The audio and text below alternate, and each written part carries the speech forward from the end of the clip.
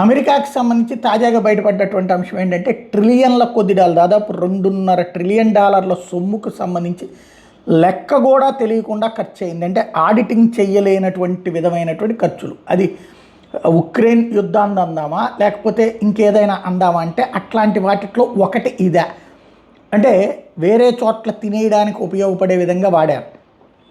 తాజాగా $4,42,340 అమెరికాకి సంబంధించినటువంటి నేషనల్ ఇన్స్టిట్యూట్ ఆఫ్ హెల్త్ ఖర్చు పెట్టిందంట.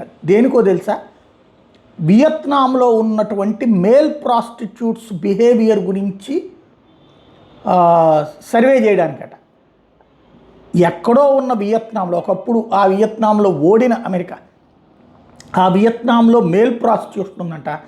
ఆ మేల్ ప్రాస్టిట్యూషన్కి సంబంధించినటువంటి వాళ్ళు ఎవరైతే ఉన్నారో వాళ్ళ బిహేవియర్ ఎట్లా ఉందో కనుక్కోవడం కోసం అని చెప్పేసి $4,42,340 ఖర్చు పెట్టింది అన్నటువంటి విషయం ఇప్పుడు బయటపడితే పెద్ద ఎత్తున చర్చ జరుగుతుంది. అమెరికాలో అసలు ఏం చేస్తున్నారు, వాళ్ళు ఎవరి కోసం పనిచేస్తున్నారు అన్నటువంటిది.